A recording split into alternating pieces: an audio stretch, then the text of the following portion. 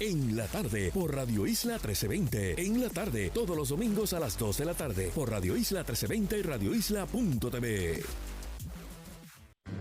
Comienza tus domingos con el pie derecho, escuchando Camino al Altar, el programa oficial de la Iglesia Discípulos de Cristo en el Señorial. Todos los domingos a las 8 de la mañana, solo en Radio Isla 1320.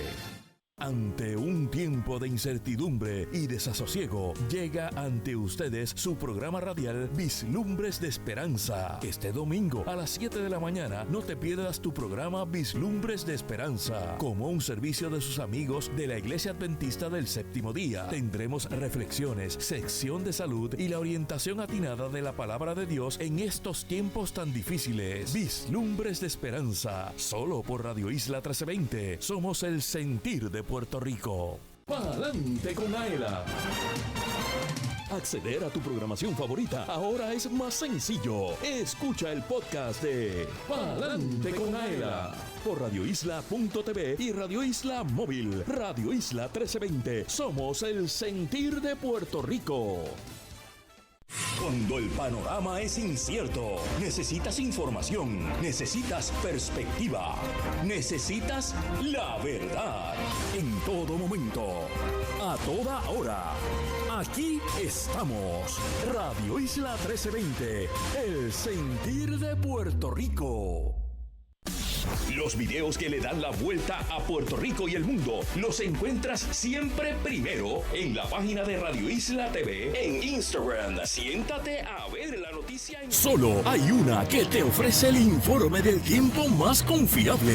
WSKN San Juan 1320, WLEY AM Calley 1080, WDEP AM Ponce 1490, WKJB AM Mayagüez 710, WLRP AM San Sebastián 1460, WABA-AM Aguadilla 850, WALO AM Humacao 1240, WMSW AM Atillo 1120. Esta temporada de huracanes, quédate con Radio Isla 1320. El siguiente es un programa grabado. Cada entrevista, cada noticia, cada pregunta, eso es lo que cuenta. Lo que cuenta. En solo una hora, Damaris Suárez te trae lo más relevante de la semana. Esto es Lo que cuenta. Gracias a los compañeros en el estudio. Hoy tenemos un programa especial porque me encuentro en la Facultad de Derecho de la Universidad Interamericana, aquí en Atorrey, en una actividad, en un taller importantísimo sobre violencia de género. Se llama Fuera de Foco, responsabilidad del Estado, protecciones y remedios en casos de violencia de género. Y lo están impartiendo las dos abogadas de Ayuda Legal Puerto Rico, Ariadna Godró y Verónica Rivera. Los voy a dejar para que puedan escuchar lo que está ocurriendo aquí. Un poco importantísimo. 10 años de educación legal, ha incluido trabajo que tiene que ver con litigio en tribunales locales y tribunales federales, en foros locales y foros federales, y también, como todas ustedes conocen, trabajo de cabildeo. Solamente para transparencia, por si hay alguien, ¿verdad?, que todavía pues no sabe de dónde Ayuda Legal Puerto Rico, cómo se sostiene. Somos una organización sin fin de lucro, pero jamás hemos ni recibido ni solicitado ningún tipo de dinero del gobierno, ni local, ni federal, ni de países otros como Venezuela u otros. Es importante eso, ¿verdad?, porque parte de la independencia de nuestra operación nos permite muchas veces hacer litigio de respuesta o litigio para prevenir acciones precisamente gubernamentales, y nos da, ¿verdad?, por ejemplo, en tiempos como estos de crisis, en el asunto de los inmigrantes, la capacidad de poder movernos con agilidad y decidir a quienes atendemos con agilidad, más libres de esa mano del Estado. Si ha habido un momento para hablar de temas de derechos humanos y de coberturas de temas de derechos humanos, pues es esto, ¿no? El tema de los derechos humanos es un asunto urgente, es un asunto muy concreto, pero hay una realidad, y es que ese cerco se va cerrando, y es un cerco que no solamente atenta contra las organizaciones que defendemos a personas. En este caso vamos a estar hablando de sobrevivientes de violencia de género, también vamos a estar hablando, ¿verdad?, es un cerco que se cierra sobre el trabajo de la prensa misma, ¿no? Una prensa, pues que ayer vi la discusión sobre tener que tener carnet de prensa para poder ser prensa. Vendrán más requisitos, ¿verdad? En la medida en que no se luchen, no se peleen las cosas o no se reten, más requisitos cada vez habrá. y en la medida en que el cerco se va cerrando, también se le abre la puerta a políticas más conservadoras que a la misma vez van a mover el mercado, que a la misma vez van a mover los medios, ¿no? El objetivo de estas conversaciones nunca es, obviamente, dirigir o mover esa línea, ¿verdad?, de una manera de qué es lo que está bien, de lo que está mal, de cómo debe ser la prensa. Ustedes tienen un trabajo, nosotras tenemos un trabajo, pero nos parece, ¿verdad?, que nos toca a nosotras como defensoras de derechos a veces aclarar cosas que no solamente es sobre cómo funciona la ley, qué es lo que dice la ley, qué es lo que significan conceptos por la vía legal, pero también problematizar el impacto que tiene del lado de acá, de la administración de la justicia, la manera en que se cubren o se visibilizan distintos asuntos. Así que la idea es que tengamos una conversación. Es sábado, es por la mañana, el mundo se está acabando de muchas maneras, en las vidas personales y en las vidas afuera, todo el mundo dijo que sí. Así que el objetivo es que hablemos, ¿no? Porque si ustedes no hablan, esto va a ser devastador para nosotras, y la idea es que hagamos un trabajo colectivo de acompañamiento durante este espacio, ¿no? Y como dije, vamos a repasar algunas cosas claves que ya ustedes saben, pero un poco, sobre todo, ir a problematizar. A mí se me va a perder esto.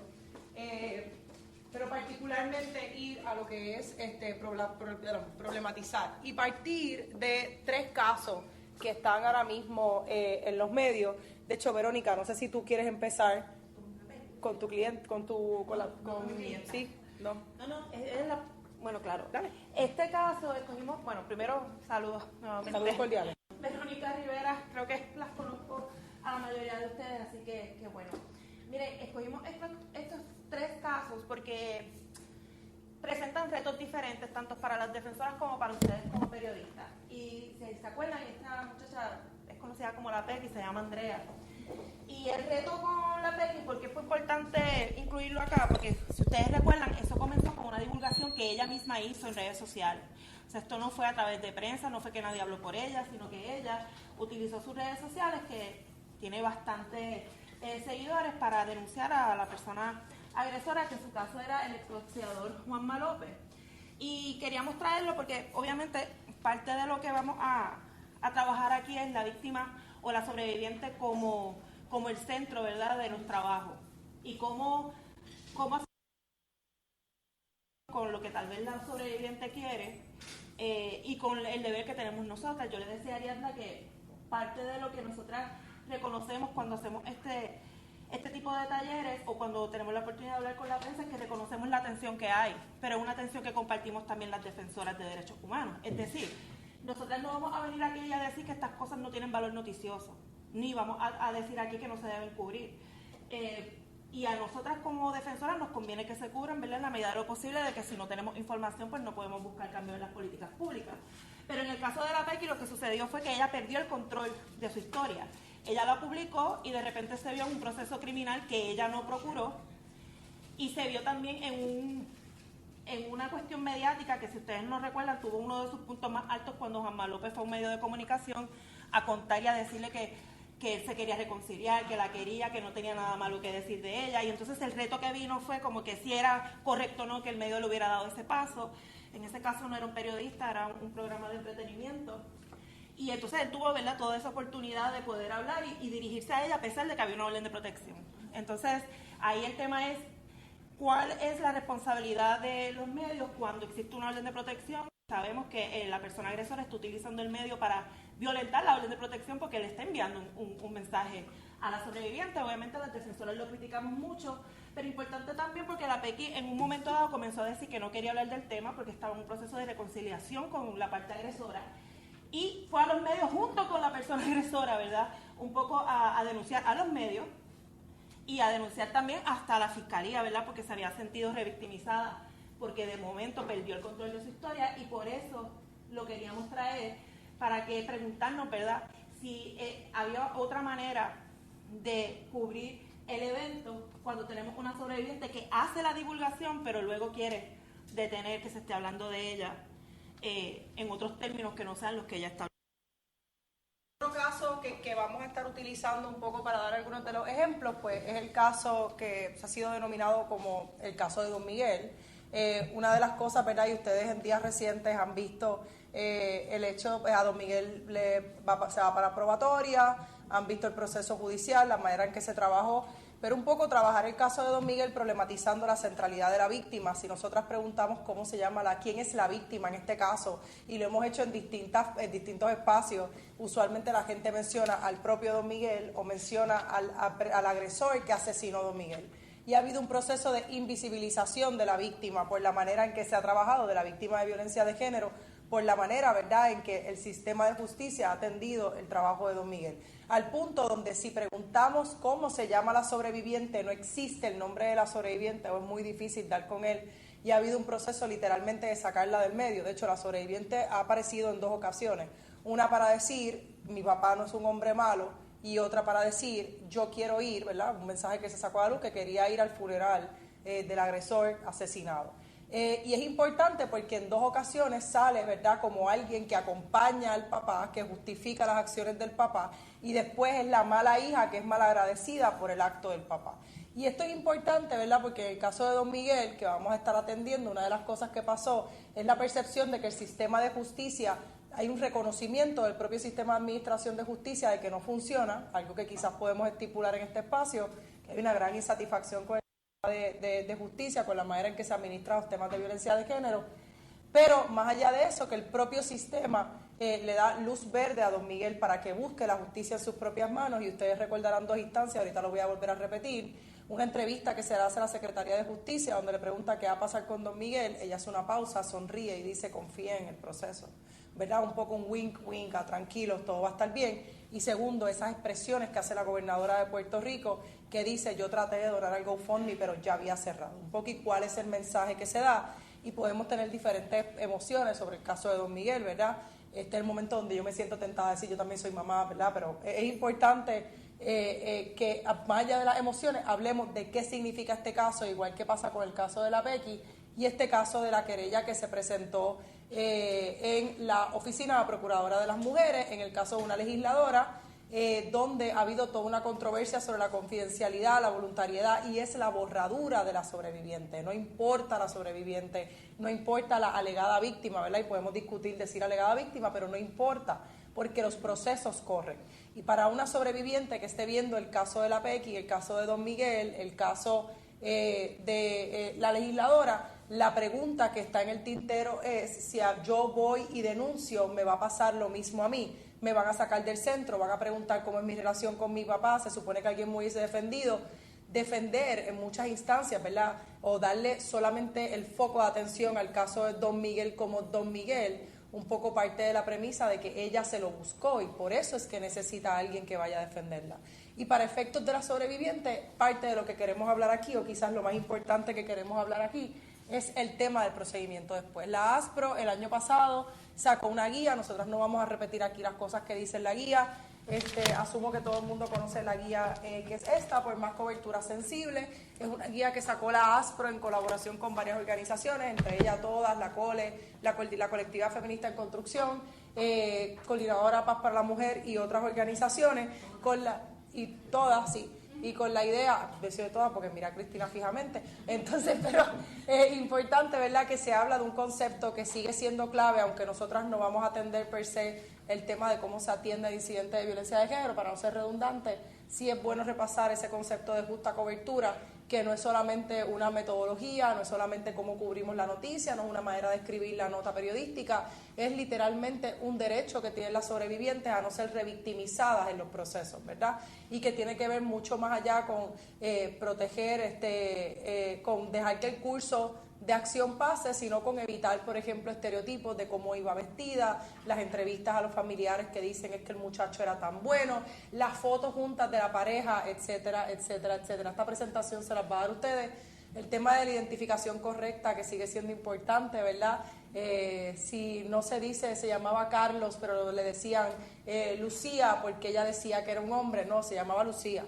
Y es importante, ¿verdad?, ese tema también de la identificación correcta, etcétera, etcétera, ¿verdad? Y el lenguaje activo, que se refiere no a decir la alegada víctima, sino, ¿verdad?, cubrirlo desde ese rol activo de lo que ella está informando a los medios. Pero lo que nos interesa a nosotras es hablar un poco del proceso después. Nosotras somos abogadas, Verónica lleva muchos años trabajando con temas con defensa de violencia de género, conocemos en particular, trabajando con temas de violencia económica, entre otros, la preocupación que hay con el proceso después. A veces la fascinación es literalmente la solicitud de la orden de protección, si va a la orden de protección, y se nos pierde el rastro de que continúan dinámicas de poder y control en estas etapas posteriores, y como sigo insistiendo, el tema de que las otras personas en el presente que están siendo víctimas, que estadísticamente van a ser de forma dispar mujeres, están viendo el proceso, y que futuras personas que necesiten de estos procesos de justicia también están mirando y midiendo si le pasa a ella, que está tan alta en el proceso, que tiene tanta visibilidad, que va a tener tantos recursos. A mí me van a matar desde el principio, ¿verdad? El proceso me va a arrollar. Lo que no me haga el agresor me lo va a hacer el sistema de administración de justicia. Y hablar un poco de esos procesos complejos, por eso es que aquí vamos a hablar de la ley, del derecho. No sé si recuerdan, en el caso de la OPM, el más reciente, el del caso de la legisladora, todos los días, cada vez que se paraba alguien del gobierno, el proceso era distinto. ¿Cómo que se cogía la querella? ¿Por qué se pasaba a la policía? ¿Pero por qué el Departamento de Justicia está hablando? ¿Pero por qué estamos hablando con fiscales? Ese proceso, ¿verdad?, enredado, que muchas veces lo provocamos las mismas abogadas que vamos a programas, y los sobre todo son abogados, ¿verdad?, que van a los programas y hablan de los procesos, ¿verdad?, y explican cómo es, y ese enredo, no hay claridad en cómo se administra, ¿verdad? El tema de las justificaciones que surge después, en el caso de Don Miguel, pues como ella se lo buscó, que fue una mala agradecida, en el caso de la Pequi, pero es que esa es una relación enferma, tóxica, ambos están tóxicos, como una manera también de justificar, y entonces el tema de los escándalos, ¿no?, que es lo que sigue siendo noticia, pero que a veces se pierde detrás de tracto lo que debe ser central. Así que si algo queremos hablar aquí, quizás dar, y quizás no tenemos respuestas definitivas, o son preguntas abiertas para pensar, pero son a los efectos de quién está contando la historia de la sobreviviente. ¿Quién es el interlocutor? ¿Es un papá? ¿Es la pareja, que es el mismo que está imputado de agresión? ¿Es una expareja que está contando la historia de la víctima? ¿Quién es el portavoz de esa persona que se alega sufrió violencia doméstica, si es que ella misma no lo ha dicho, o que de hecho sufrió violencia doméstica? Además de esa portavocía, ¿a quién le está hablando esa persona que asume el rol de ser la voz de la sobreviviente en los procesos? Y tercero, ¿quién está escuchando? ¿Quiénes son los que están literalmente buscando conocer cuáles son los procesos legales? Porque no solamente es difícil llegar al proceso de poder pedir auxilio para salir de un ciclo de violencia doméstica, sino entender, ¿verdad?, cuál va a ser la repercusión, cuál va a ser la consecuencia el tiempo después. Y con eso en mente, empezar a hablar muy brevemente de responsabilidad del Estado. Sacamos estas dos notas aquí. El primero es a partir del caso de la legisladora. La procuradora dice en nuestra oficina, los comentarios que hemos emitido anterior a haber hecho el referido a la Policía de Puerto Rico, pues como conocen ya y es público, la policía está realizando todavía su investigación, y siendo una investigación que está en curso todavía, pues no, esto es bien largo, pues nosotros, esto es como, ¿verdad?, pues nosotros no vamos a emitir más comentarios del caso de la filtración, explicó la procuradora. Ahí hay 25 cosas diferentes. Hay un referido a la policía, cuál es la autoridad legal para ser referido a la policía. Hay un proceso de investigación, la OPM puede pedirle investigaciones a la policía. La filtración, si es una filtración, se investiga fuera de la OPM, se investiga dentro de la OPM. Tantas cosas sobre un proceso, ¿verdad?, con una falta de claridad, y ahorita vamos a hablar un poco de ese proceso de la OPM. Y esta nota del vocero del caso de Don Miguel, tras casi una semana del incidente que ha conmocionado al país, en el que Miguel Ángel González Varela, importante, el caso de Don Miguel conmociona al país, pero los casos de violencia de género que pasan todos los días, los feminicidios, consternan a la comunidad, consternan a la familia quedó consternada, las compañeras de trabajo quedaron consternadas, conmocionó al país. En el que Miguel Ángel González Varela presuntamente asesinó al supuesto agresor de su hija. La gobernadora Jennifer González Colón reveló que junto a su esposo intentó hacer una donación a la campaña de recaudación de fondos creada por la hija del imputado. Sin embargo, señaló que cuando se dispuso a donar, la cuenta ya había sido desactivada. Importante, Jennifer González encabeza no solamente el gobierno de Puerto Rico, sino el Poder Ejecutivo, que tiene como obligación ministerial en la ejecución de las leyes, ¿verdad?, encauzar procesos, pero además la gobernadora tiene un poder brutal, el que ahora mismo está solicitando un exalcalde, que es un poder de indulto, de dar una clemencia, de eliminar la pena. Y es importante que antes de que ocurra un proceso judicial y un debido proceso, ¿verdad?, ya hay una determinación de qué es lo que va a pasar en el Ejecutivo. Un spoiler. Y así que vamos a hablar muy brevemente, voy a mencionar algunas cosas muy rápidas, porque ahorita vamos a entrar en la ley 20, que es la ley que habilita a la Oficina de Procuradora Mujer, y este protocolo que ha pasado debajo del radar, como que muy pocas personas parecen conocer que esto existe dentro del gobierno y fuera, que es un protocolo intergubernamental de violencia de género, que se aprobó bajo Boria. Esta presentación, como dije, se las vamos a pasar, igual que documentos complementarios. En el caso de la legislación local, obviamente la ley principal cuando vamos a estar hablando aquí es la ley 54, que es la ley contra la violencia doméstica, entre otras cosas. Esa ley no solamente define lo que es violencia doméstica en términos muy puntuales de lo que es la violencia psicológica, física, sexual, la violencia económica, la violencia cibernética, etcétera, etcétera, sino que la ley 54 habla, entre otras cosas, de unas garantías claves, como son las garantías de la confidencialidad. Una confidencialidad que no es lo mismo que anonimato, y ahorita vamos a llegar allí, que protege no solamente ante terceros. Hay una obligación particular de la ley 54 de confidencialidad en los procesos, todo proceso, y dice todo cliente, toda persona atendida por la OPM tiene derecho a la confidencialidad. El proceso de la Policía de Puerto Rico, por obvias razones. Es importante, una de las cosas que quiero decir, porque nosotros aquí estamos insistiendo en la centralidad de la sobreviviente o de la víctima o de la persona, ¿verdad?, quien está solicitando esa protección del Estado, que no es otra cosa. Quien va y pide una orden de protección está pidiendo al Estado que se mueva para proteger. Literalmente, una de las preguntas que hace es, oye, pero un tercero puede solicitar estos los engranajes del sistema de justicia en vez de la víctima, que no sea la víctima. Pues la realidad es que existen en Puerto Rico mecanismos, ¿verdad?, para que otras personas, son enmiendas que se le han ido integrando a la ley 54, que no han gozado con el apoyo de organizaciones defensoras de mujeres, a los fines de decir que un tercero, un familiar, un hijo, una hija, dice la ley, una mamá, un papá, pueden solicitar una orden de protección a instancias de una persona que es víctima. La disposición es la 2.3, si no me equivoco, de la ley 54, se las vamos a pasar también. Y una de las cosas que dice es, lo pueden hacer siempre y cuando cuenten con, se le haya informado a la sobreviviente. La sobreviviente tiene que saber que esto está pasando, y ha sido de nuevo desfavorecido por organizaciones defensoras de mujeres, porque hay un punto, ¿verdad?, además de la autonomía de la sobreviviente. En ese proceso de agencia, la violencia doméstica no es una puerta que usted abre y usted salió del ciclo de violencia doméstica, ¿verdad? Requiere un apoyo integral. El riesgo en el que se coloca la sobreviviente una vez empiezan estos procesos de justicia, como nosotras hemos visto, Cristina. Gracias, vamos a tomar café. Te voy a dar es la organización 2.3. No, que lo pidan tercero, es lo que desarrolla. Eso no está parte de la ley 54 ya. Y no es que no estén de acuerdo porque no puedan existir situaciones de emergencia, sino porque no se debe suplir esa agencia que tiene la sobreviviente de poder tomar una determinación sobre la orden de protección. La orden de protección es un papel, principalmente, ¿no? Es una orden del tribunal, tiene una importancia, puede hacer la diferencia en la protección de una sobreviviente cuando existe el apoyo integral y cuando esa sobreviviente puede gozar del apoyo del Estado. Una orden de protección que se solicita sin el consentimiento de esa sobreviviente la puede terminar exponiendo a mayores situaciones de riesgo, ¿no? Una de las cosas, ¿verdad?, que quería decir es que además nuestro ordenamiento provee para que los patronos puedan solicitar órdenes de protección para sus personas empleadas, pero como hablabas con Verónica los otros días, no es cualquier patrono que porque Verónica trabaja para mí, yo creo que... No. Son situaciones que incidan en el lugar de trabajo, entonces el patrono se puede movilizar y solicitar una orden de protección. Pero lo que queremos es centrar ese proceso de la sobreviviente de violencia doméstica, ¿no?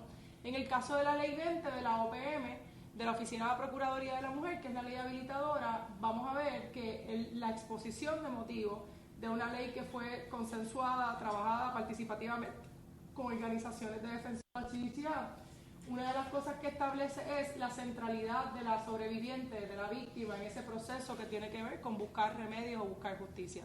La sobreviviente va al sistema de justicia a buscar un remedio, va a buscar un remedio, no va a buscar otra cosa, va a buscar un remedio. Y esos remedios, ¿verdad?, requieren que ella sea colocada al centro. Y vamos a hablar un poco de qué obligaciones o qué deberes o qué facultades tiene la OPM y qué capacidad realmente tiene la OPM para hacer esos procesos de referido sin contar con el consentimiento de una sobreviviente. Verónica, toma, te voy a dar esto, mira, esto funciona. Quería... No será revelado, dice el Apocalipsis. Quería un poco retomar el tema de los terceros, y si pueden pedir orden o no, porque eso es algo que sí lo pueden hacer en determinadas circunstancias, ¿verdad? Y si tienen conocimiento personal, etcétera, etcétera. Pero es algo que nos persigue mucho a las defensoras y a las abogadas que intentamos hacer cambios en políticas públicas, porque permea a toda la sociedad, olvídense de madres y padres, y permea también a los medios, ¿verdad? Esa partir de la premisa de que uno entiende lo que está pasando, ¿verdad? Porque uno es solidaria con las víctimas y uno está en contra de la violencia doméstica, por lo tanto, yo sé que eso que está pasando está mal, yo sé que ella debe salir de esa relación, yo sé, y entonces muchas veces nos ponen en la situación cuando nos hacen preguntas que parten de esas premisas. Así que es bien importante, siempre lo hablamos sobre el tema de la agencia, no solamente por todo lo que dice Ariadna, que es problemático, es que las ponemos en mayor peligro. Y eso es bien concreto. A nosotras las abogadas que trabajamos con perspectiva de género y que lo trabajamos, ¿verdad?, pensando en cómo mejorar la vida de las sobrevivientes, estamos muy conscientes de que nuestro rol debe ser bastante más pasivo de lo que se piensa. Porque tomar decisiones o obligar a decisiones en las que la víctima o la sobreviviente no está lista o no puede materialmente asumirla, pues es un indicador de gran peligrosidad. Así que eso es bien importante. Así. No sabía que, por ejemplo, eso que decía la otra licenciada de que un patrono puede solicitar Sí. una orden, y eso lo puede hacer sin el consentimiento de la víctima. Sin el consentimiento, pero le tiene que informar. Pero ese caso en particular es cuando las situaciones de violencia doméstica están afectando el lugar de trabajo. O sea, no quiere decir que si yo no tengo forma, si no hay hechos que se den en el lugar de trabajo, difícilmente un patrono, solamente porque se enteró que una sobreviviente trabaja para él, puede ir a buscar una orden. Incluso no necesariamente no es la orden igual que recibe la sobreviviente. ¿Okay? ¿Eso qué quiero decir? Que el patrono va y busca y consigue una orden para que el agresor no aparezca en el lugar de trabajo. Eso no es lo mismo que no se acerque a la sobreviviente. ¿Okay? Y eso es una diferencia importante. ¿Y saben por qué también es importante? Porque entonces hay muchas instancias en las que las sobrevivientes se ven en situaciones bien difíciles, por ejemplo, de divulgar, de activar protocolos y todo eso, porque sienten que pueden perder el control de hasta dónde pueden llegar. Y siempre lo estamos aclarando, ¿verdad? Es limitado y sí, el patrono tiene que haberle informado a ella que lo va a ir a buscar, que va a ir a buscar esa orden, y si no lo hace, pues la orden no se puede dar. Todas esas cosas que ustedes van a ver que habla de consentimiento, de informar y todo eso son negociaciones de grupos de mujeres, tratando de que no nos pasen el rolo, ¿verdad? Y que las cosas sean como bien impuestas, sino bueno, pues por lo menos infórmales. Porque obviamente tampoco podemos obviar que en un lugar de trabajo todo el mundo puede estar en peligro. O sea, hemos tenido casos en los que la sobreviviente, los compañeros la han tenido que encerrar en un baño y todo el mundo asustado de que el hombre esté afuera, ¿verdad?, con un arma y empieza a disparar. O sea, la realidad es esa. Así que esto le da un remedio al patrono de: tengo alta peligrosidad, déjame ir a buscar una orden para proteger no solamente a las sobrevivientes, sino a las personas que trabajan para mí. Entonces, aquí estamos con nuestra parte favorita, que es la parte de qué se supone que haga el gobierno o que haga el Estado. Y entonces, pues, como decía Ariadna, nosotros tenemos la famosa Ley 54, que ustedes saben que es del 89 y fue producto de un montón de trabajo del movimiento feminista puertorriqueño, pero ustedes como periodistas saben que cada cierto tiempo, cuando un legislador o una legisladora quiere salir en los medios, empieza a hablar de la Ley 54 y empieza a hablar que la quieren enmendar. Ustedes saben eso. Y nosotros nos hemos dado cuenta también, porque sigue siendo una de esas pocas leyes que no hay que explicar mucho. O sea, uno va caminando por la calle y uno dice, ¿qué es la Ley 54? Y la gente va a saber qué es. Así que para el legislador es bastante atractivo hablar de la Ley 54 porque es una forma bien rápida de llegar a la gente y dar la impresión que está haciendo algo. Y con eso, a lo que les digo es que hay muchas enmiendas de la Ley 54 que no tuvieron nada que ver con los movimientos de mujeres ni en la defensa de las sobrevivientes. Así que no necesariamente que esté en la ley significa A o Z. La realidad es que hay algunas cosas que están ahí originalmente y hay otras que no. Pero el tema de la confidencialidad, eso sí siempre ha estado. Porque en aquel momento, ahora uno piensa ir a buscar una orden de protección y está bastante normalizado, pero en el 89 no lo estaba. no estaba normalizado ni siquiera que la violencia doméstica era mala. Ustedes saben que la ley 54 prohíbe que un esposo viole a su esposa, eso lo prohíbe la ley 54 en el 89, y hubo personas que fueron a la legislatura a decir que eso no debe incluirse en la ley, o sea, a ese nivel, ¿verdad?, de que quién se va a meter en los asuntos de hombre y mujer, ¿verdad?, aunque incluyera una agresión sexual. Así que dicho eso, pues la ley va creando un montón de obligaciones que no solamente tienen que ver con las sobrevivientes, sino en este caso, pues con la policía, por ejemplo, y con la OPM. Que la OPM, nosotras nos reímos porque hay un montón de leyes que le ponen obligaciones a la OPM, un montón. Casi todas las que tienen que ver con mujer va a haber como que la OPM velará por el cumplimiento de esta ley. Ustedes me dirán si eso funciona o no, ¿verdad?, a partir del estado actual de la OPM. Pero la ley 54 sin duda protege estas cosas que están acá, que como pueden ver, la idea es proteger a la sobreviviente lo más que se pueda para que pueda en efecto hacer la denuncia, y más que nada recuerden algo que también es bien importante: ley 54 tiene un lado civil y un lado criminal, que no necesariamente se habla una parte con la otra. Escuchan a la abogada Verónica Rivera, que junto a Ariadna Godró de Ayuda Legal Puerto Rico se encuentran ofreciendo el taller Responsabilidad, Protecciones y Remedios en casos de violencia de género fuera de foco, una coordinación entre Ayuda Legal Puerto Rico y la Asociación de Periodistas de Puerto Rico. Por la importancia de este tema he querido retransmitirlo en nuestro espacio aquí en el programa. Así que hacemos una pausa y regresamos, retomamos el tema y la discusión de tan importante tema, la violencia de género. Análisis, noticias y entrevistas. Conducido por la periodista Damaris Suárez. Lo que cuenta regresa en breve. Radio Isla 1320 es el epicentro de la información. Porque detrás de cada historia, solo hay una que te lleva a cada detalle. Solo hay una que te brinda la información tal cual es. Radio Isla 1320. Somos el sentir de Puerto Rico. Entender mejor los temas de actualidad o simplemente estar al día en tiempo récord. En solo una hora, Damaris Suárez te trae lo más relevante de la semana. Esto es Lo que Cuenta.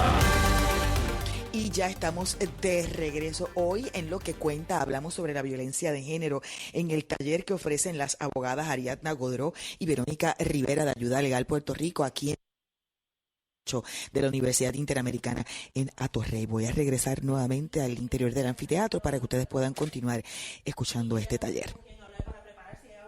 Ella no sabe con quién hablar para prepararse para la vista. 4, y eso es lo que nosotras siempre decimos y nos dicen que no es cierto, pero sí, es cierto, 4 fiscales. Ella no sabe ni siquiera quién va a pasar la prueba con ella. Así que existen todas estas cosas, pero sabemos que en la práctica hay que tener mucho cuidado, y en el caso de ustedes, más todavía porque ustedes son quienes reportan. Entonces, hay veces, y esto es bien importante, que a los recursos y a las organizaciones que hacemos trabajo de violencia doméstica o alrededor de eso nos ponen en una posición un poco complicada cuando nos preguntan cosas como, oiga, el sistema falló, ¿verdad? Porque en vez de echarle 100 años le echaron 50. Esas preguntas nos las hacen mucho, como partiendo de la premisa de que las defensoras creemos en que la cárcel es la solución y que la medida de la justicia es cuántos años le pusieron al agresor. Y esa pregunta se nos repite. Y es importante porque como nosotras sabemos que el sistema no funciona, pues en realidad la medida de la justicia no puede ser si el hombre que terminó preso o no, porque hay muchas otras cosas que están pasando que han revictimizado a esa sobreviviente que finalmente tiene una convicción de 50 años, 25 años o un desvío. Sí, yo quería añadir 2 cosas. Uno es sobre este asunto del reportar crímenes de manera anónima. La realidad es que el anonimato para la presentación de querellas o quejas es la excepción de nuestro ordenamiento. Literalmente, si ustedes piensan en las distintas agencias que recogen querellas, que van desde el DACO, piensen en recursos naturales, entre otras, no hay procesos de querellas anónimas. Las querellas anónimas no son favorecidas en nuestro ordenamiento. De hecho, si usted no pone el nombre de la parte querellante, a usted no le van a tramitar ninguna querella. Una querella que no cumple con el requisito de forma. En el caso de las únicas excepciones o de las pocas excepciones que hay, es la oficina del Contralor, en la oficina del inspector general, por obvias razones, estamos hablando de mal uso de fondos públicos, y el caso de la policía, pero es para el proceso de reportar un crimen, una situación de violencia doméstica activa, una situación de maltrato de menores activa, y la policía en esos casos tiene la obligación de movilizarse para investigar el crimen, que está separado de los remedios civiles que da la ley 54, ¿verdad? Y lo otro que quería decir es que una de las cosas que a veces se habla es de que pues, el sistema se tiene que mover porque las sobrevivientes no quieren colaborar y que el sistema tiene que encargarse de obligar a esa sobreviviente a que llegue el proceso hasta el final porque ya se invirtieron recursos, o en todo caso que continúe el proceso sin ella. Y aunque la realidad es que el proceso puede continuar, aun si la sobreviviente no quiere participar del mismo, el Departamento de la Justicia tiene una obligación ministerial de acompañar y de orientar en todas las etapas, ya sea a través de agentes de la policía, incluso en los casos civiles, a los casos criminales, los fiscales, de acompañar y orientar a esa sobreviviente, y es algo que usualmente nosotras no vemos dentro de los procesos, que ninguna sobreviviente que ustedes han entrevistado decir es que estaba reunida con justicia, que me estaban explicando la orientación. Ustedes nunca ven a nadie saliendo de fiscalía siendo orientada en sus procesos, y eso es importante, porque una vez el caso llega al proceso criminal, la centralidad del proceso es entonces que vamos a hacer con el agresor, ¿no? Y entonces la víctima, una vez más, se queda fuera, la víctima no es parte de ese proceso criminal, y a veces es importante, ¿verdad?, seguir enfatizando. Verónica, si podemos pasar a la del Poder Judicial. Sí. Ahí está. Mira, quería mencionar solamente estas dos cosas. Los formularios de datos personales, cada vez que se llena una OP, hay un formulario de datos personales que literalmente también se los vamos a hacer pasar. Es el formulario donde se pone la información de la sobreviviente. Ese formulario no es anónimo por obvias razones. Las órdenes de protección se solicitan con nombre, pero sí se establece que hay una confidencialidad absoluta del proceso y que solamente se puede compartir, incluso interagencialmente, con autorización de la víctima, incluso interagencialmente, policía, otras divisiones del Ejecutivo, con autorización de la sobreviviente. En los casos de la confidencialidad de los procesos, yo creo que aprendimos mucho de esto. Verónica, no sé si tú quieres sumar algo de esto con el caso de Andrea, que ya habíamos discutido. El hecho de que en los casos de familia, casos de menores, casos donde hay agresión, donde hay temas relacionados a agresión sexual, los procesos van a ser confidenciales. Y son confidenciales porque aunque la norma en nuestro país es que los procesos judiciales son públicos, hay un interés apremiante de proteger a las personas en los procesos, ¿verdad?, y de no impedir la revictimización. Esto no impide la fiscalización del Poder Judicial. Pero esto es bien importante, ¿verdad?, porque yo sé que parte del trabajo que muchas de ustedes hacen es solicitar a veces que los procesos judiciales se transmitan, que se pasen regrabaciones de los procesos judiciales, pero para las personas que somos defensoras sabemos que es un proceso que muchas veces puede operar en contra, porque existe un sistema o un lente que obliga a buscar también dónde falló la víctima o a verla sin agencia en los procesos, en qué ella falló, qué cosas ella se buscó, qué fue lo que ocurrió. Y verdad, eso nos parece que puede ser bien peligroso para cómo una sobreviviente lo ve, ¿verdad? Si la sobreviviente piensa que en su momento puede ser ahí una regrabación de su vista o de los procesos, esa sobreviviente va a verse disuadida de completar un proceso como ese, ¿verdad? Verónica, yo creo que ahora vamos para el que tú quieres que... ¿Quieres decir algo sobre la confidencialidad? Porque lo que dice Ariadna es muy real y tiene su truco, ¿verdad? Porque... como yo les decía al principio, yo reconozco la atención que hay, valor noticioso tiene, y nosotras sin las noticias no pudiéramos incidir tampoco, ¿verdad? Porque las defensoras, los movimientos, las organizaciones no podemos estar en todas las vistas. Entonces, si la prensa nos reporta de que, por ejemplo, en una vista no se hizo el proceso, la sobreviviente fue sin intercesora, la vista duró 5 minutos, encontraron no causa, pues si la prensa nos reporta eso, ¿cómo nosotras podemos decir, verdad, que eso está equivocado, que fue injusto?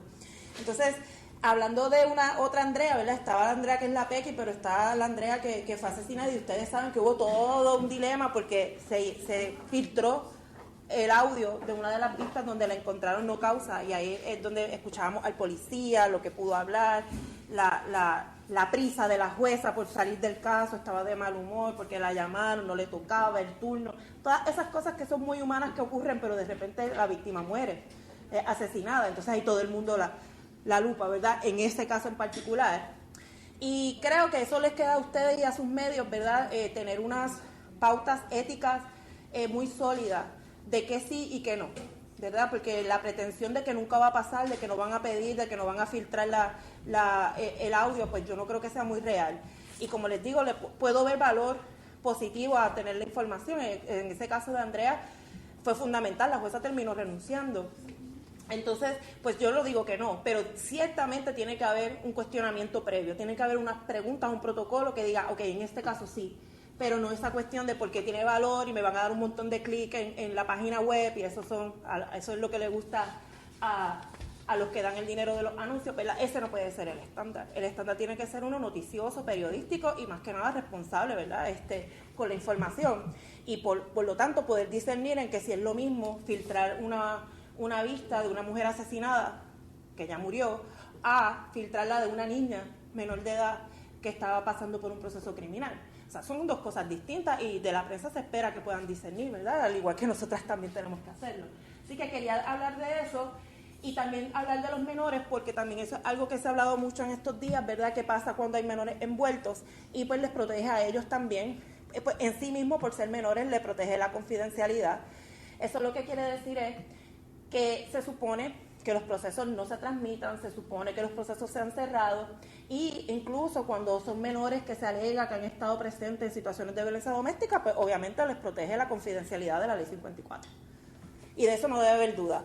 Pero tampoco los menores pueden ser utilizados como excusa para entonces que no haya confidencialidad, porque es todo lo contrario. Los menores lo que hace es que sea más confidencial el proceso, no menos. No importa si, ¿verdad? Si se entiende que puede haber algún tipo de daño, se puede tal vez atajar, pero no a través de derrotar los principios legales de la confidencialidad. Vamos a la próxima, vamos a hablar un poquito de la Oficina de la Procuraduría de las Mujeres.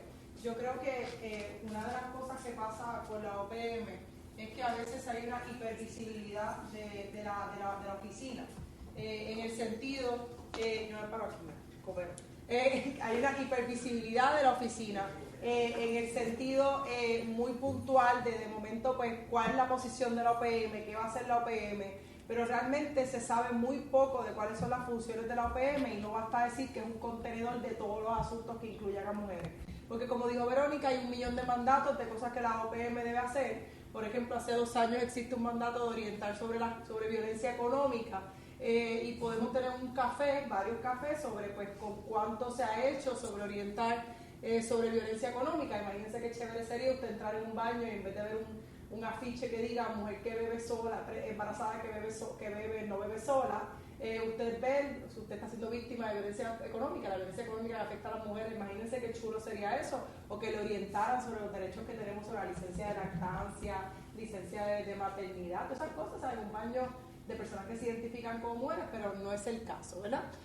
Así que podemos tener varias conversaciones sobre el rol de la OPM, la efectividad de la OPM, qué ha pasado con la OPM, y ciertamente ese envolvimiento, ese rol tan puntual que tiene la oficina del gobernador o de la gobernadora en la selección a la procuradora ha incidido grandemente en cómo se manejan los casos y no es raro decir que los casos que llegan de figuras notorias, particularmente de figuras políticas a través de la OPM, siempre hay un matiz de que se trabajan de una manera por lo menos sospechosa.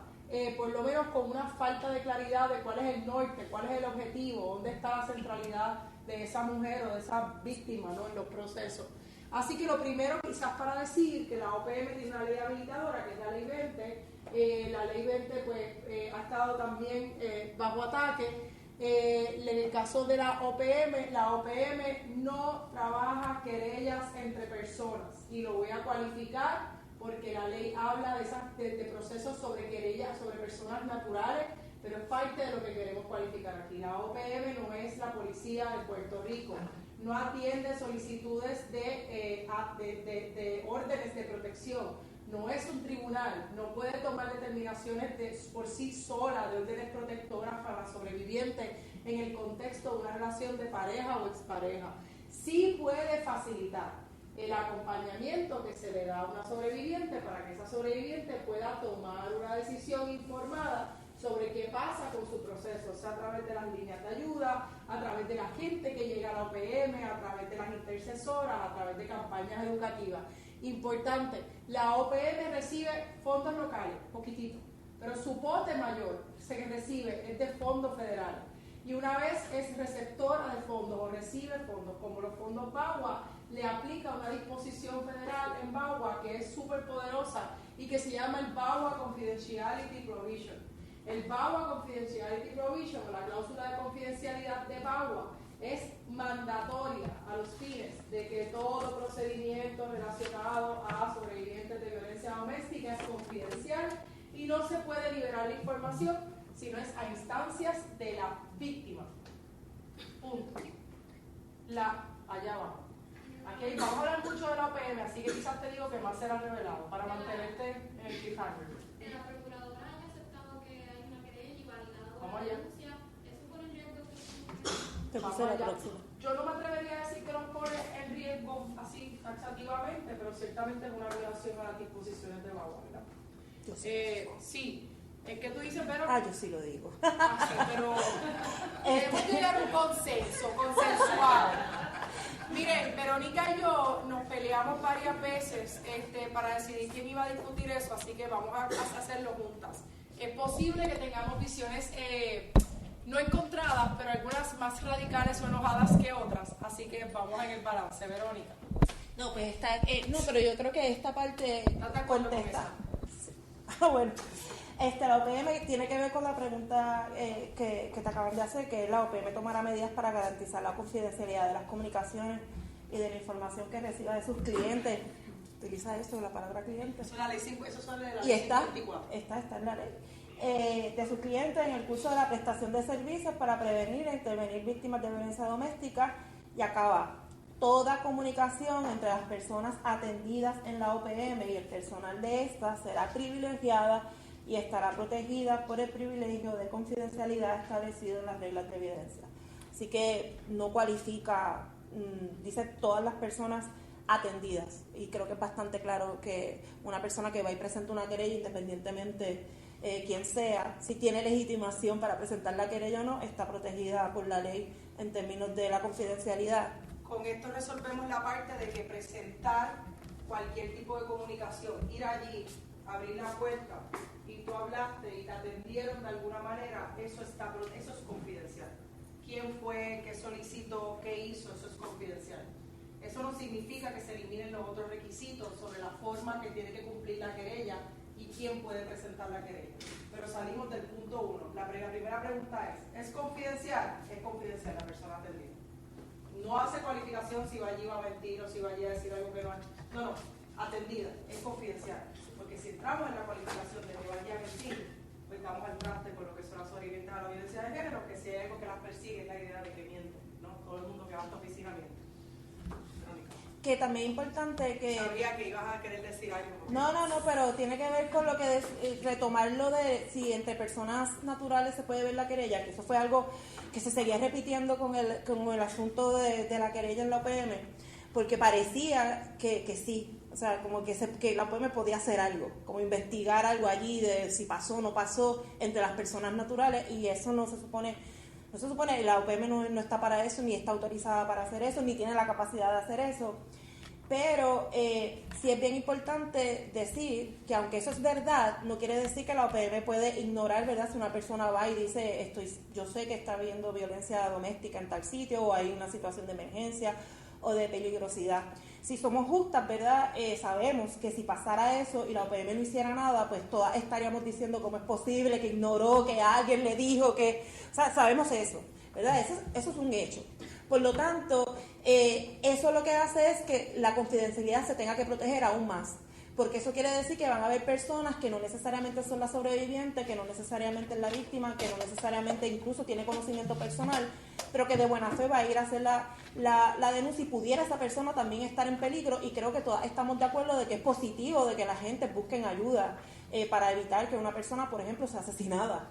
Así que eso también, obviamente reconocemos que tiene complejidad, pero hay formas de salir de eso simplemente cumpliendo con lo que dice la ley, ¿verdad? Confiar en que cuando ahí dice que es confidencialidad es porque es en beneficio de la sobreviviente, y no estar retando eso cuando no necesariamente la otra alternativa propende a un beneficio mayor, ¿ok? Así que yo creo que Lo digo porque sé que en el día a día eso va a pasar y a veces pues nos puede chocar, ¿verdad? De que algo no se pueda trabajar de manera pública, pero hay que confiar en que en esas cuestiones que tienen que ver con la confidencialidad se ha probado que va en beneficio de la víctima y de su familia y de las personas que van a hacer la denuncia.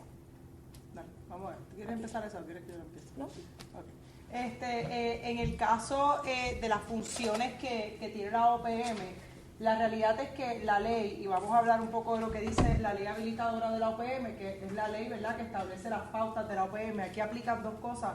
Entonces vamos a hacer un paquetito y Madeline se va a encargar de enviárselos, pero incluye no solamente la ley, hay un reglamento para la adjudicación de querellas.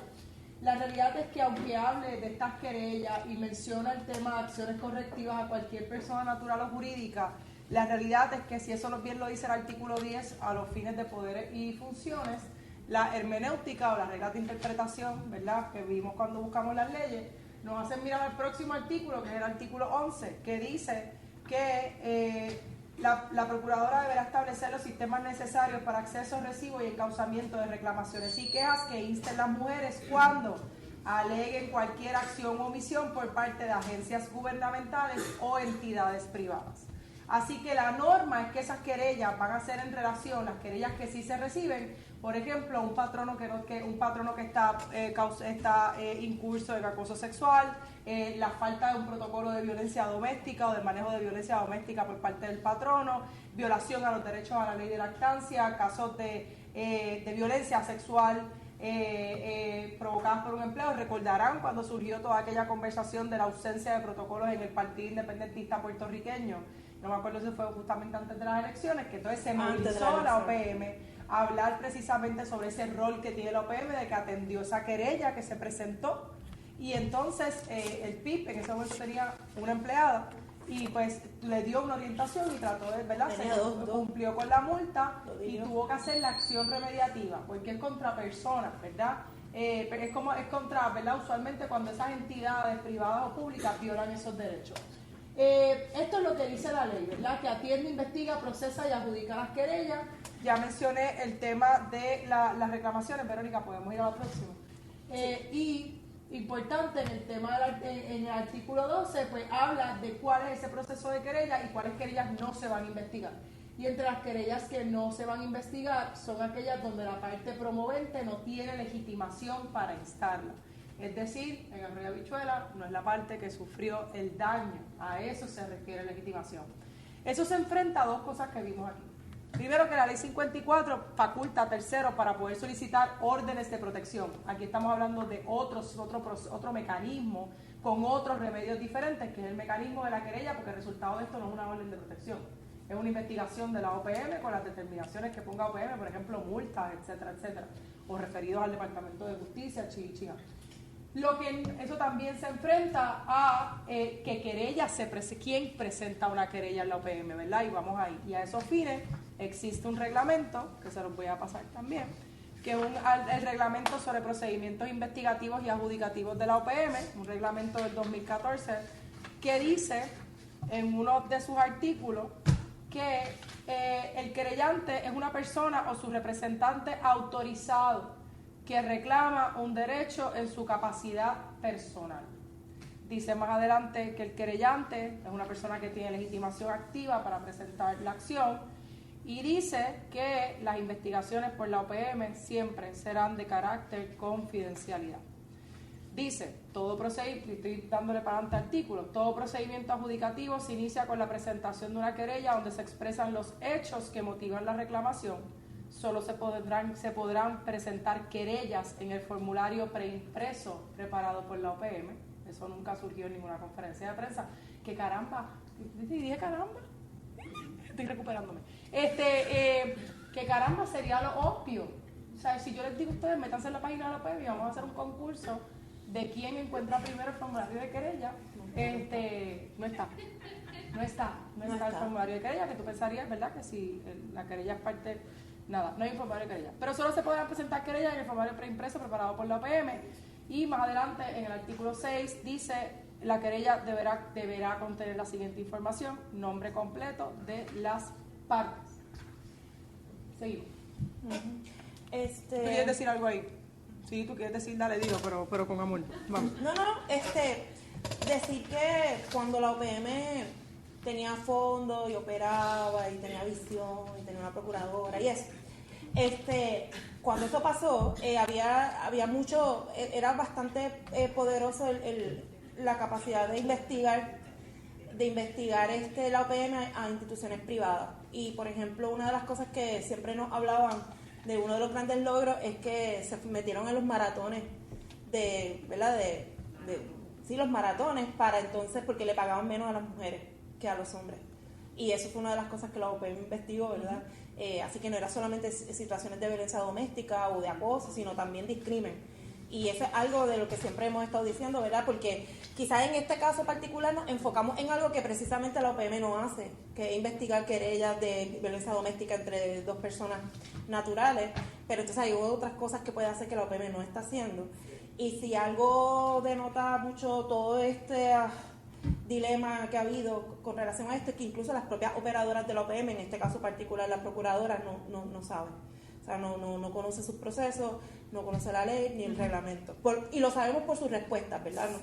Porque las respuestas denotaban esa ignorancia, y aquí te dejo con esto próximo, que fue como el gran ausente de la discusión. Quiero decir brevemente, ¿verdad?, que obviamente esto, como dijo ahorita Verónica, no menoscaba que si se llama la línea de ayuda, por ejemplo, de la OPM, oye, una mujer desesperada a la OPM, o incluso un familiar, una mujer desesperada porque hay una situación de emergencia, el sentido común dice que hay que activar mecanismos de emergencia para poder actuar, pero aquí no se reportó ninguna situación de emergencia. De hecho, lo que se trascendió, que se había dicho en aquel documento que alegadamente se presentó, no reporta una situación de emergencia. De hecho, habla de algo que ya se estaba atendiendo por otras vías. Habla incluso de un procedimiento laboral. ¿Sabes? Como que lo que quiero decir es que era tan fácil como decir, hay un proceso de querella, y utilizar de nuevo ese proceso, y esa es la importancia de que ustedes tengan esta información, porque coño, hacer esas preguntas es bien importante. ¿Cuál es el proceso? A nadie aquí se explicó, esta oportunidad se perdió para explicarle a una persona que está buscando ayuda cuál es el proceso de presentar una querella, y hubiese sido tan fácil como decir, hay una carta. Primero, tú nunca dices la carta es confidencial, pero confirmo que es idéntica a la que está por ahí, pero sin el watermark. No. Entonces, era tan fácil como decir, este es el formulario, existe, las querellas en la OPM sin tener que entrar en la centralidad de la víctima, ni en entrar en las figuras que son parte de este proceso. Es decir, hay un formulario de querella, el formulario es para presentar la querella hay que hacerlo aquí. Esas querellas se tramitan a través de la OPM. Si la OPM encuentra tal cosa, la OPM debe conversar con la persona sobreviviente para ver que ella quiere que esto se presente. Salud. Todo el mundo se quedó mirándote, pero no fue intencional. Bienvenido. Pero podemos... vamos, bienvenido. Y así una persona más nunca viene a un taller de ayuda legal cuando le hacen eso. Entonces, lo traigo porque hay un proceso, ¿verdad?, de la simpleza con la que se pudo, y no menoscabando la seriedad de un tema de violencia de género, pero se pudo haber atendido diciendo aquí hay un formulario de querella, las querellas son tales, no se permiten las querellas anónimas. Una cosa es anonimato, otra cosa es confidencialidad. Y vamos a hablar de eso ahorita. Pero esa vía, que era la vía más corta para explicar, lo más corto es la línea entre dos puntos, ¿por qué usar unas expresiones tan enrevesadas y que tú no puedas leer y decir, coño, aquí hay una politiquería detrás? Por lo menos da esa sospecha de por qué hacerlo lo más complejo posible, no solamente para las personas involucradas, sino para las que están viendo el proceso, que jamás se enteraron qué es lo que hay que hacer, ¿verdad? Así que lo traigo porque es peligroso. Además de eso, existe existe un protocolo que es el nombre larguísimo, que es ese que está ahí, pero ese protocolo, ese es el nombre larguísimo, sí, yo te lo voy a pasar porque... Sí. Es que es como confiando que la gente no lo va a leer, pero entonces en el título ponen todo de lo que trata. Y nada más está en este formato. El techo, el que está digital, esto no está digital en ningún lugar. O sea, el que está digital es en PDF. Está en una de las páginas de esas que ponen en informes de transición, y no pusieron ninguna copia que esté firmada por todas las partes, pero este protocolo se celebró, sabemos que se firmó. Y es importante porque esto es un protocolo que se hizo para los tiempos de Boria, que literalmente firman, Verónica, si le puede dar al próximo, las agencias que van a estar en ese enlace. Y no son solamente agencias, son distintos espacios, hay otras más además de esta. Y está, pues, ¿verdad?, que nos interesa mucho el Poder Judicial, el Departamento de Justicia, Familia, Policía, Corrección, Departamento de Salud, OPM. Y habla de cómo se va a manejar esa centralidad de la sobreviviente a lo largo de un proceso que no es nada más de la policía o del Poder Judicial, sino que va a integrar muchas agencias. Agencias como el Departamento de la Familia, agencias como, ¿verdad?, todas las demás que se mencionan ahí. Pero lo importante que tiene ese protocolo es que su artículo 7CA dice, ay Dios mío, dice, ya cumplí los 40, ya no sé lo que estoy mirando, pero por lo menos para no hacer el papelón. Dice que mantener la confidencialidad de la información sobre las personas sobrevivientes y sus familiares, el intercambio de información entre las entidades gubernamentales, eso incluye OPM y la policía, se realizará con una autorización previa de la persona sobreviviente para contribuir a garantizar su seguridad, así como para facilitar y permitir la prestación de servicios de conformidad con la normativa estatal y federal aplicable. No se podía pasar a la policía, aquí no hay un caso de peligrosidad inminente en esto, ¿verdad? Todo ha sido severo, pero aquí hay una emergencia latente, es lo que quiero decir. La proximidad de la emergencia no está ahí. ¿Por qué se refirió a la policía si no es para hacer crecer y crecer y crecer sin centrar a la persona que se alega sufrió el daño, ¿verdad? ¿Tú quieres decir algo aquí? Claro que sí, sí. Parte de ustedes que han cubierto la Escuchaban a las abogadas Ariadna Codroy y Verónica Rivera. El taller Responsabilidad, Protecciones y Remedios en Casos de Violencia de Género fuera de foco, una coordinación de Ayuda Legal Puerto Rico y la Asociación de Periodistas de Puerto Rico. Ha sido una transmisión especial de este espacio de Lo que Cuenta, un poco para discutir, amplificar un poco la discusión sobre la violencia de género, los derechos y las leyes que aplican, tanto la Ley 54 en términos generales, las explicaciones de las leyes que aplican a la Ley 54 y a la ley que crea la Oficina de la Procuradora de las Mujeres. Buen fin de semana. Hasta la próxima edición de Lo que Cuenta.